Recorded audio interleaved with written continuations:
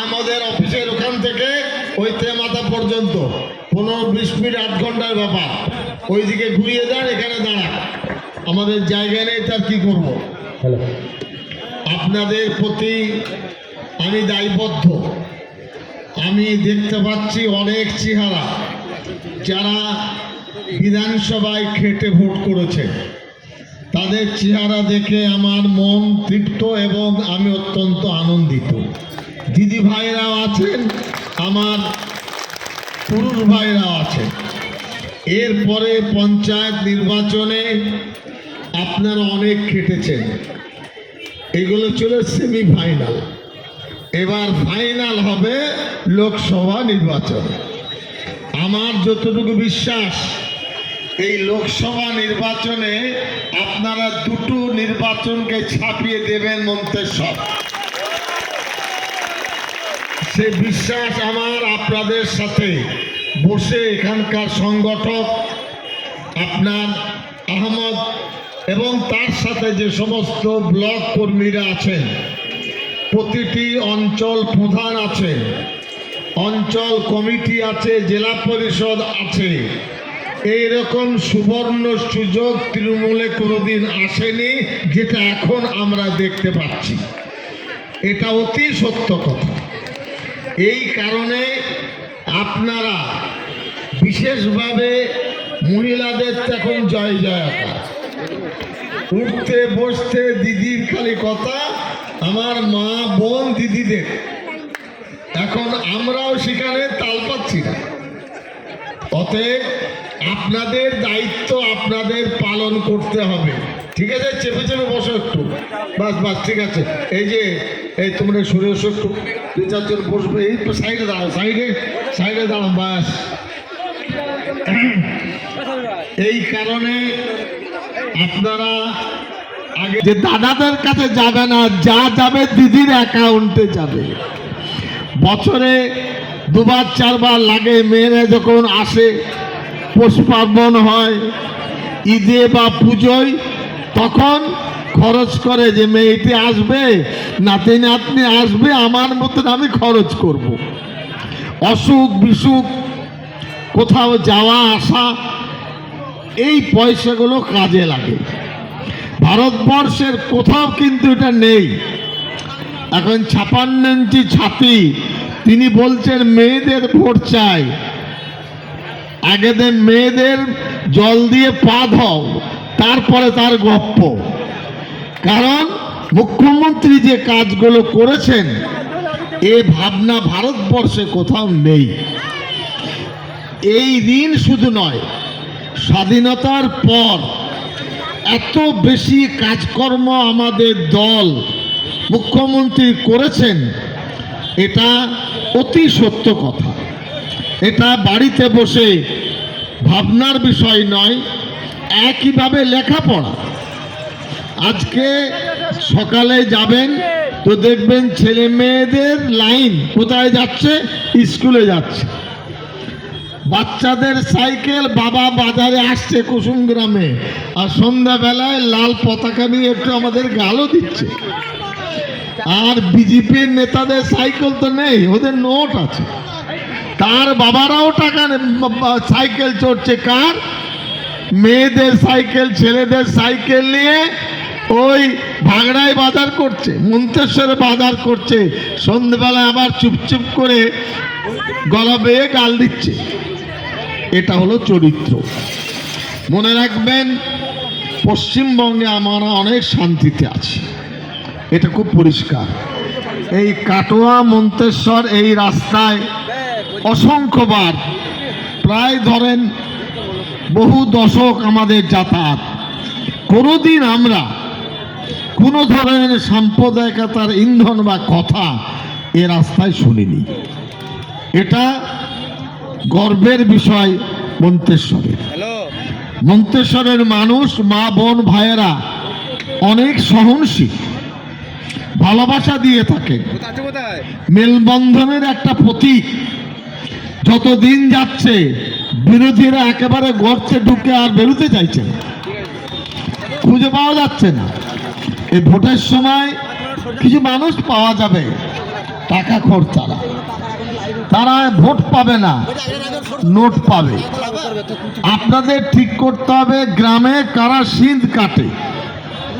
এই গ্রামে যারা সিঁধ কাটে তাদের ধরতে হবে।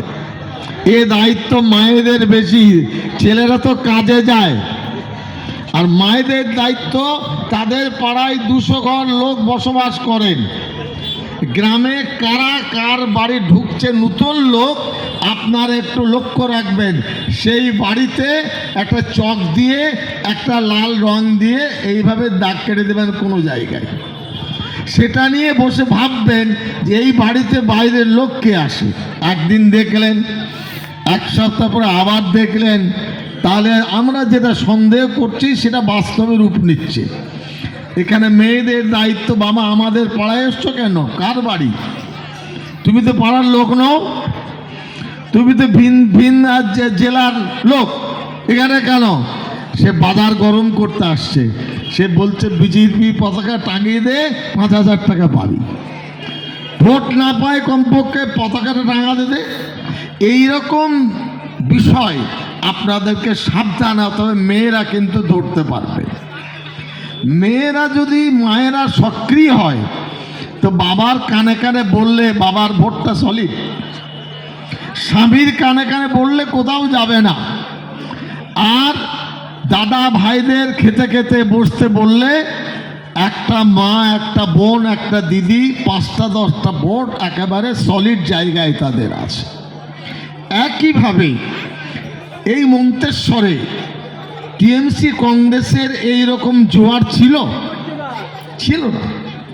নেতৃত্বের কারণে, আপনাদের সকলের ভালোবাসার কারণে সারা বাংলায়, বর্ধমান জেলায় মন্তেশ্বর মানে 1 নম্বর ভাবে লোক দেবে কে? মন্তেশ্বর। মহিলা দেবে কে? ঠিক আছে, 2 মিনিট দাঁড়ান। এবার আমি আপনাদের বলি, বিজেপির বিরুদ্ধে আমাদের লড়াইটা কিসে ভালো করে বুঝে নেন। কর্মী, সমর্থক, ভোটার, পঞ্চায়েত সমিতি সবার জন্য বিজেপি ভারতবর্ষের সংবিধানকে ভেঙে দিতে চাইছে। ভারতবর্ষ যখন স্বাধীন হয় 33 কোটি মানুষ আমরা ছিলাম, এখন 145 কোটির বেশি মানুষ আমরা বসবাস করি। এত বড় ছাতাটা কি? তার নাম হলো ভারতবর্ষের সংবিধান। যে সংবিধানে প্রতিটি ধর্ম, বর্ণ, রং, রূপ, মহিলা, পুরুষ সকলকে সম্মান দিয়েছে। বিজেপি সেই সংবিধানে চিমটি কেটে কেটে গায়ে দাগ লাগাচ্ছে, সংবিধান বহির্ভূত কাজ করছে। যেমন সংবিধানে আছে প্রতিটি রাজ্য সরকারকে তার অধিকার পাওনা দিতে হবে। জিএসটি কেটে নিয়ে চলে যাচ্ছে দিল্লি, টাকাটা বাংলার লোকের। দিল্লি বাংলার ভাগ বাটোয়ারা পড়ে এবং প্রায় 1,10,000 কোটি টাকা ঋণের পরেও বিরাট পাওনা বিভিন্ন খাতে। 100 দিনের কাজ, অনেকের টাকা ঢুকেছে 3 বারে। আমার সব খবর রাখি। কেউ ভেবেছিলেন দিল্লির টাকা দেয়নি? তবুও কৃষকরা, এরা টাকা পাচ্ছেন, গরিবরা 3 বারে 1200, 1300, প্রায় 2500, 3000, যার যেমন ফর্ম ফিল আপ করেছেন। এই টাকাকে ভেবেছিলেন? পাওনাদাররাও দেয় না, কিন্তু মুখ্যমন্ত্রী গরিবদের বলেছিলেন যে আমি আমার ঋণ করা তহবিল থেকে তোমাদের টাকা দেব। এখানে সংবিধানের সঙ্গে চ্যালেঞ্জ নিয়েছে, আমাদের পাওনা দিচ্ছে না। এখন তারা বলছে এনআরসি করব। আমি খুব সহজভাবে বলি, এনআরসির অর্থ দাঁড়াবে ভারতবর্ষে পশ্চিম বাংলায় কুসুমগ্রামে কি বাগাসনে কি শুশুনিয়ায় মন্তেশ্বরে কিছু মানুষ বলবে, এই আপনার বাড়ি কোথায় ছিল? আপনি আপনার বাবার বাড়ির দলিল দেখান, পারবেন? বলে বাবা চলে গেছে 30 বছর আগে, কেউ বলবো 20 বছর। বল না বাবা নয়, আপনার দাদুর দলিল দেখান, পারবেন? বলে দাদুর নামটা মুখস্থ রেখেছি, মা বলেছে তোমার দাদুর নাম এই, কি দাদুর কোনো কাগজপত্র আমার কাছে, তাহলে সেই বাড়িতে একটা ক্রস দেবে। এই ভদ্রলোক বা ভদ্র মহিলা এরা হলো সম্ভাবনা আছে বিদেশি, তাদের মধ্যে একজনকে তুলবে আর বাকি 5টা 10টা সদস্যকে হিমশিম খাইয়ে দেবে।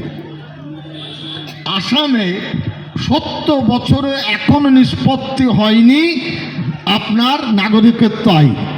একটা উদাহরণ দিচ্ছি, একটা আসাম স্টেটে যেখানে ম্যাক্সিমাম 3.5 কোটি মানুষ হবে, একটা আসামে ঠিক করতে যদি 70 বছর লাগে, তো ভারতবর্ষের 145 কোটি মানুষকে বিদেশি করার জন্য কত সময় লাগবে ভেবেছেন? কত বছর? আমি তার উত্তরে বলেছি যে দিল্লি সরকারকে বলা দরকার যে আগে গুজরাটে ঠিক করো কজন দেশি বিদেশি আছে, হিম্মত করো, তখন কি হবে? গুজরাটের মানুষ ঠেঙা ধরবে। এরপরে ওদের যে রাজ্যগুলো আছে সেখানে ঠিক করুক, উত্তরপ্রদেশে, যে আমাদের দেশি কজন বিদেশি কজন। আজকে এই খবরটা চ্যালেঞ্জ করে ছুটছি, হিম্মত থাকে আমাদের জানাও যে গুজরাটে, সুরাটে, মেহসানায়, আহমেদাবাদে কত লোক বাইরের, কত লোক ভিতরের। পারবে না, কারণ এরপরে আরেকটা বিষয়, আগে ছিল বাংলাদেশ বর্ডার খোলা জায়গায়, এখন প্রত্যেকটি বর্ডার 2200 কিলোমিটার পশ্চিমবঙ্গের সঙ্গে 8টি জেলার বর্ডার বাংলাদেশের সাথে। এখানে তার কাটার বেড়া আছে প্রথম, তারপরে 15 আপনার ওখান থেকে 25-30 ফুট এদিকে আছে রাস্তা, তারপর আছে ওয়াচ টাওয়ার, অনেক দূর থেকে দেখা যায় দূরবীন নিয়ে। এরপরও ঢুকছে কোথায়? তো তার জন্য শাস্তি দিতে হলে ওই দিল্লির বাহিনী যারা আছে তাদের শাস্তি দাও, তারা দেশকে রক্ষা করতে পারছে না, মোদী সরকার পারছেন না, দোষ তো তোমাদের। নিজেরা চুরি করবে আর বলবে দরজা খুলে বাড়িতে চুরি হয়ে গেল। এই কারণে পশ্চিম বাংলায় নাগরিকত্ব আইন আমরা চলতে দিচ্ছি না, দেব না। দেবে কেউ? ওই আসামে পারেনি, এখানে দিদির বাড়িতে ঝেঁটা তো আছে। কেউ যদি আপনাকে উচ্ছেদ করতে আসে, ফুলের মালা দিয়ে বরণ করবেন না ঝাঁটা দিয়ে? কাউকে টাকা দেবে। এটা হলো এরপরে পরপর আইন। আর ধরুন মন্তেশ্বরে কি কুসুম গ্রামে কি ভাগড়ায় যদি কোনো মিষ্টির দোকানে মিষ্টি বা চা খায়, তো আমি কি দেখি চ্যাটার্জি, ব্যানার্জি বা আব্দুর রহিমের দোকান? আমি বলবো ভালো সন্দেশ কোথায় পাওয়া যায়? সে বলবে রামকৃষ্ণ মিষ্টান্ন ভাণ্ডার। তো আমি রামকৃষ্ণ মিষ্টান্ন ভাণ্ডারের ভালো সন্দেশ খাবো কেন? ও মানে ছানাটা ভালো দিয়ে সন্দেশটা তৈরি করে। আর একটা দোকান আছে আব্দুল করিমের ধরুন, কিন্তু সে একটু ভেজাল বিক্রি করে। সবাই বলবে না রে বাবা, ওই রামকৃষ্ণ মিষ্টা ভাণ্ডার থেকে মিষ্টিটা খা, ভালো মিষ্টি পাবি। এই রমজান মাস আসছে, তারাবির সময় বা খতমের সময় মিষ্টি কিনে আনে, সেটা কি বাধ্য যে কোন দোকানে কিনবে? একইভাবে আপনার পাড়ায় ভালো একটা শিক্ষক আছেন, মাস্টার মশাই, অধ্যাপক, তিনি পড়ান ছাত্র ছাত্রীদের, তিনি কি ভাবেন যে কোন ছেলে মেয়ে কোন জাতের? তিনি ভাবেন এই মেয়েটা আমার মতন হবে, ছেলেটা আমার মতন পড়াশোনা শিখবে, আমার মুখটা উজ্জ্বল হবে। এরা শেখাচ্ছে যে না উনি অমক, উনি তমক। একটা ডাক্তারকে দেখেন, তার রোগীর রংটা কি, তার চেহারা কি, দেশটা চলবে? এই বাস যাচ্ছে মেমারি যাত্রীকেও ভাবে যে বাসের সামনে কার নাম লেখা আছে। কেউ যদি আল্লাহকে বিশ্বাস করেন আল্লাহর নাম লেখা থাকবে, কেউ যদি হরিকে বিশ্বাস করে তার নাম লেখা থাকবে, কেউ আর কোনো ধর্ম বিশ্বাস করে তা লেখা থাকবে। বাসে উঠে কি ভাববেন এই বাসে চড়বো কি চড়বো না? যেতে পারবেন না। কারবার চৌপট, দেখাশোনা, আদান প্রদান কিচ্ছু চলবে না।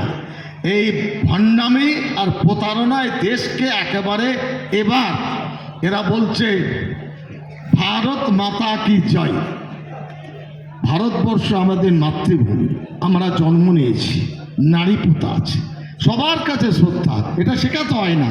কিন্তু মায়ের হাত কাটছে, পা কাটছে, মুন্ডুটা শুধু বাকি আছে, চোখ উপড়ে দিচ্ছে। আপনি বলবেন কি করে? পেট্রোল পাম্প ভারতের সম্পদ বিক্রি করে দিচ্ছে আর বলছে ভারত মাতা কি জয়। হাতটা কেটে দিলে দিয়ে মাকে বলছে জয়ের ধ্বনি, মা তুমি বেঁচে থাকো, তোমার হাতটা কেটেছে মা, মাথা তো কাটল। এবার পা কাটছে, এয়ারপোর্ট বিক্রি করে দিচ্ছে, রেল বিক্রি করে দিচ্ছে, ভারতবর্ষের সম্পদ ব্যাংক থেকে বিদেশে চলে যাচ্ছে, আর এসে বলছে জয় শ্রীরাম, মা জিন্দাবাদ। তো মায়ের মুন্ডুটা বাদ দিয়ে সব তো কেটে নিয়েছ। ঘোড়া মাকে বলছে ওই খুঁড়ি খুঁড়ি তুই বেঁচে থাকো, তোমাকে বিক্রি করে খেতে পারো। এটাই হলো বিজেপিতে ধর্ম।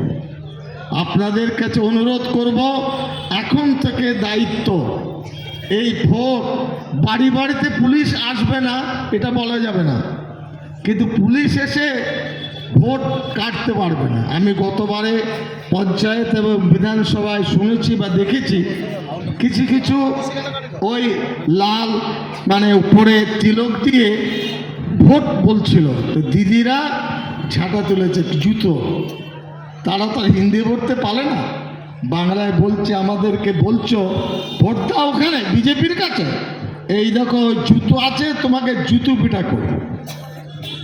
পুলিশের সাথে খারাপ ব্যবহার করতে বলবো না, কিন্তু দিল্লির পুলিশ বা কোনো পুলিশ যদি বলে যে তোমার ভোটটা ওখানে দাও, আপনাদের যৌথ যতটুকু শক্তি আছে, আপনারা যে অনুগ্রহ পেয়েছেন খবরদার ভুলে যাবেন না, সেটা স্মরণ করবেন। কোনো পুলিশের ক্ষমতা নেই ভোটটা করানোর। দিল্লি পুলিশ যা এসেছে তার থেকে ডবল আসবে, জনে জনে একটা করে দাও না, কি যায় আসে? ভোট তো তুমি পারবে না দিতে, ভোট তো দেবে জনগণ, ভোট দেবেন আপনারা। আপনারা সজাগ থাকবেন। আর আবার প্রথমে বলেছিলাম, আবার সে কথা দিয়ে শেষ করতে চাইছি, গ্রামে নতুন মানুষ আসা যাওয়া করলে মায়েরা সতর্ক থাকবেন। সন্ধেবেলায় কোনো দিদির বাড়িতে বসে চা মুড়ি খাবেন, বলো তুমি 10টা বাড়ি দেখবে, আমি 11 থেকে 20টা দেখব, আর 25 থেকে 35টা তুমি দেখবে। এখন থেকে যে সবাই ভাগ করেন, মায়েদের দৃষ্টি এড়ানো কিন্তু খুব মুশকিল। কে কার বাড়িতে যাচ্ছে, প্রেম করতে যাচ্ছে, না বিজেপির পতাকা নিতে যাচ্ছে, না টাকা খেতে যাচ্ছে, সব মায়ের গ্রামের মেয়েরা কিন্তু সব জানে। গ্রামের মেয়েদের চোখ থেকে এড়ানো খুব মুশকিল। এই দায়িত্ব আপনাদের নিতে হবে। আর ছেলেদের বলবো, আমাদের উন্নয়ন ভারতবর্ষে কোথাও নেই, এতে ফেসে গেছে বিজেপি, যতই টাকা দেয়। এই এখন শুনছি বিজেপিরই বলা যায় বিচারপতি পদত্যাগ করেছেন, এটা দুঃখের এবং লজ্জা। কি বোঝা যাচ্ছে? এতদিন যে বিচার ব্যবস্থায় তিনি ফাঁকি দিয়েছেন, বিজেপির দালালি করেছেন, তাতে কোনো সন্দেহ নেই। ভালো করে হাততালিটা দেন। মানে বিচার ব্যবস্থায় সরকারকে, অভিষেক ব্যানার্জি হোক, মমতা ব্যানার্জি হন, আমি হই, আপনি হন, তিনি যে চড়া চড়া কথা বলেছেন, বোঝা যাচ্ছে সব আপনার পেট্রোল, মোবিল আর গ্যাস বিজেপি দিয়েছে। তো তার বিশ্বাসযোগ্যতা বিচার ব্যবস্থায় আর থাকবে না। সাধারণ মানুষ ভারতবর্ষের আইন ব্যবস্থায় বিচারপতি পার্লামেন্টে দাঁড়াচ্ছেন ইস্তফা দিয়ে। এর থেকে বিজেপির করুণ দশা আর কি হতে পারে? ওদের ক্যাডার নেই, লিডারও নেই, আওয়াজও নেই, এবং ওরা যতই অঙ্ক কষুক, আমাদের যা ধারণা বিজেপি বাংলায় একটাও সিট পাবে না। ভালো করে সবাই হাততালি দিতে হবে। ওই পিছনে তোমরা দাঁড়িয়েছ, হ্যাঁ, বিশ্বাস হচ্ছে না কথা, পড়ে পড়ে দেখে নেবে, পাবে না, কারণ মানুষের কাজ করেনি, বেইমানি করেছে। আবার লোক আমার যেতে হবে, কোথাও হোশ আছে, যাইব না। সেই হিসাবে বিজেপি থেকে সাবধান হবে। গ্রামে গেলে পতাকা লাগাবে, মুসলমানদের বাড়িতে বলবে তোর 1 লাখ টাকা দেবো, একটা মোটর সাইকেল দেবো, তোর বাড়িটা আমার খুব পছন্দ, বলে কি চাও, বলে একটা পতাকা আমি টাঙাবো। এইরকম বেইমানি থেকে সাবধান থাকবেন। আর আমাদের টাওয়ার কিন্তু খুব হাইফাই, মেয়েরা ধরছে, আমাদের ছেলেরা তার থেকে বেশি সজাগ।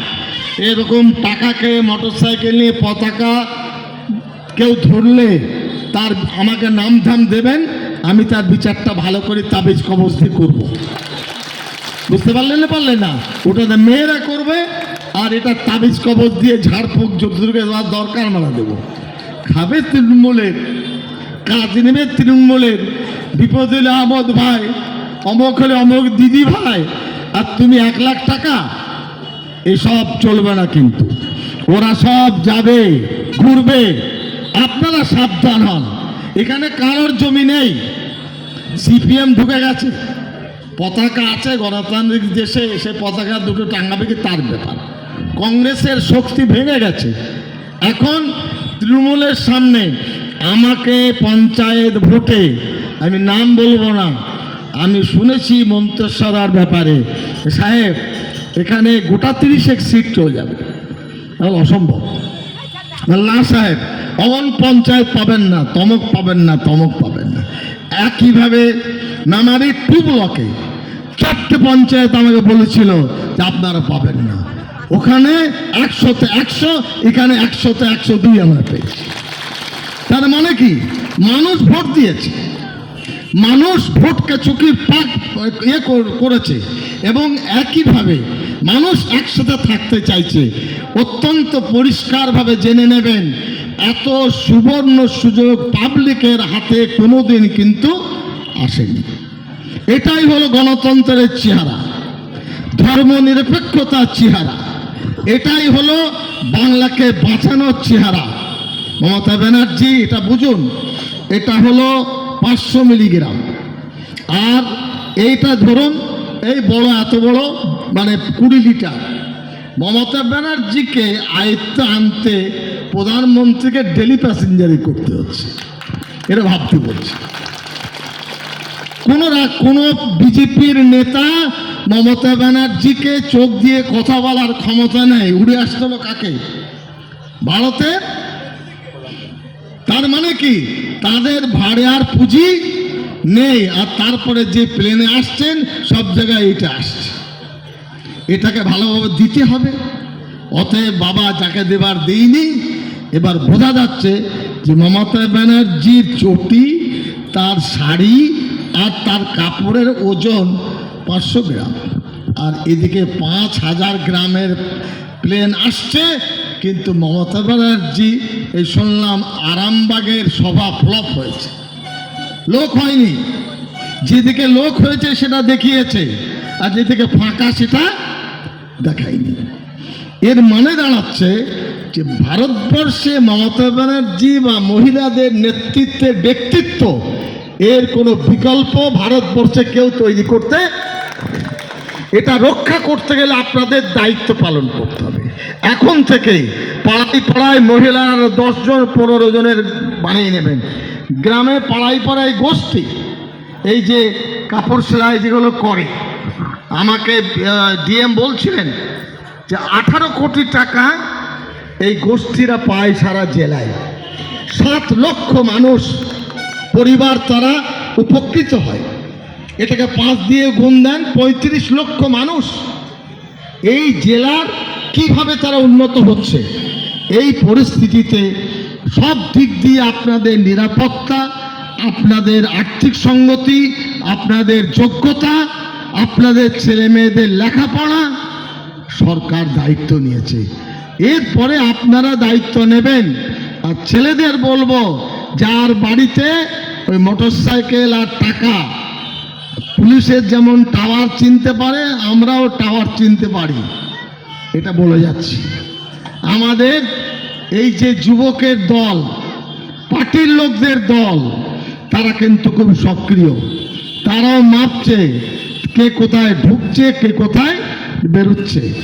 মোটরসাইকেলে গ্রামে ঢুকলে ভালো করে নজর দেবেন কার বাড়ি গেল, সে আবার কোথায় আপনার মাছ ভাত বলবে এখানে হবে না, চল মেমারি পেরিয়ে হোটেলে, সেখানে হবে। আপনারা যাওয়া আসা, গতি প্রকৃতি, বাজার ঘাট সব দিকে নজর দেবেন, বুঝতে পারবেন তার কার এটা বেশি হয়েছে, এটা হয়নি। পয়সা তো খরচ করতে হবে, মাটিতে পুঁতে রাখবে না তো, তার চাল চলনে প্রকাশ পাবে। আপনারা আত্মতুষ্টিতে ভুগবেন না, আপনারা নজর রাখবেন দলের প্রতি। আমার বিরুদ্ধে কোন অভিযোগ হলে আমাকে বলতে পারে, আমার শেখের বিরুদ্ধে অভিযোগ হলে তাকে বলতে পারে, এবং নিজেদের কিছু কথা হলে নিজেদের মধ্যে মিটিয়ে নেবেন। রাস্তায় দাঁড়িয়ে চায়ের দোকানে এসব গল্প কিন্তু শেষ। তারা বোঝা যাবে দলের ভালাই আপনি চাচ্ছেন না। দলকে যদি ভালো রাখতে চান, একটা টেবিলে 10টা থালা বাসন থাকলে কানাই কানাই লাগবে 2 মিনিট, তারপরে সব ঠান্ডা হয়ে যাবে। কেউ মাছ খাবে, কেউ মাংস খাবে, কেউ ডাল খাবে, কেউ ভর্তা খাবে। এত বড় দল, বাংলায় যেদিকে তাকাবেন বলে আমি তৃণমূল। 2-1 গাছা যা অন্যায় করে বেরিয়েছে, এটা তাদের অযোগ্যতা, তাদের ব্যর্থতা, তাদের লোভ। খেয়েছে এতদিন দলের, এখন আরো বেশি খেতে চায়, তো সে খাবার আমাদের দলের কাছে নেই। আর কেউ অপরাধ করলে সে দায়ী, দল দায়ী নয়। দল দায়ী হলে এত বড় সংসার চলে না। যেখানেই যাবেন আমাদের দল জিতবে। বিজেপি জেতার জায়গায় নেই। অন্য কেউ বলতে পারে না আমি সারা রাজ্যের কথা খবর রাখি। বিজেপি ভাবতে দেন তাকে। ইলেকশনে যখন ইভিএম মেশিন খুলবে তখন বুঝতে পারবেন। এবং প্রত্যেক কর্মীদের বলবো, পার্টি যার যে দায়িত্ব দেবে ইলেকশনে, সে দায়িত্ব পালন করতে হবে। কি কি করলো সেদিকে নজর নেই। বুথে আছে তো বুথে, অঞ্চলে আছে তো অঞ্চল, ইভিএম আছে তো ইভিএম, কেউ দেয়াল লিখবে তো দেওয়াল লিখবে। এগুলো এখন থেকে কাজ। শুধু প্রার্থীর নাম বাদ দিয়ে প্রত্যেকটি গ্রামে দেওয়ালে নাম লেখা শুরু। এই পয়সাটা আমাদের সব আছে। একটা দেওয়াল লিখতে কত লাগে, অথবা ওয়াল ফর টিএমসি, এই লেখার কাজটা শুরু হোক, মানুষের নজরে পড়বে। সবাই ভালো থাকুন। এবং এই 4 ভাগের নয় 3 ভাগের 1 ভাগ দিদিভাইরা বসতে পেয়েছে, আর বাকি বসতে পাইনি। আপনারা সবাই সুস্থ থাকুন।